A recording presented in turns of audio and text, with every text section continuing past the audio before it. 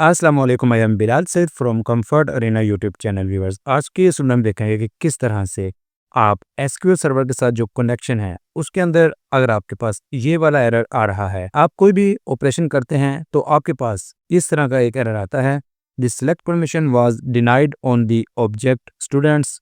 ये आपका टेबल है, अगर डेटाबेस का नाम है और इस तरह से। तो इस चीज़ का सलूशन कैसे निकलता है, आइए देखते हैं आज के इस वीडियो में। हमने आ जाना है एसक्यूएल सर्वर मैनेजमेंट स्टूडियो के अंदर, कनेक्शन को क्लोज करना है, दोबारा से इसको कनेक्ट करना है, विंडोज़ ऑथेंटिकेशन के साथ इसको हमने कनेक्ट कर लेना है। अब यहाँ पर हमने आ जाना है सिक्योरिटी के अंदर, लॉगिन्स के अंदर, और आपका जो भी यूज़र है उस पर राइट क्लिक करके हमने प्रॉपर्टीज़ में आ जाना है। यहाँ पर है यूज़र मैपिंग, इस पे क्लिक कर देंगे। डेटाबेस जो भी आप यूज़ कर रहे हैं उस पे क्लिक कर लेंगे।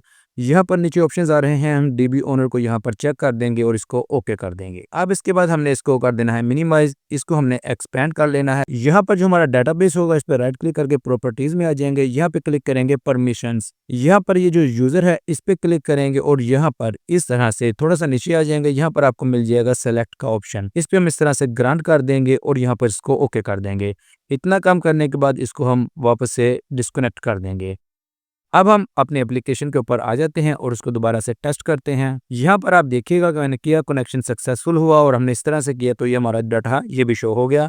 हमारा जो एरर था वो यहाँ पर सॉल्व हो चुका है। तो व्यूअर्स, उम्मीद है कि आपको आज की वीडियो पसंद आई होगी और इसमें आपको सीखने के लिए कुछ ना कुछ नया ज़रूर मिला होगा। इस वीडियो को लाइक और शेयर ज़रूर कीजिएगा और हमारे चैनल कंफर्ट अरीना को ज़रूर सब्सक्राइब कीजिएगा।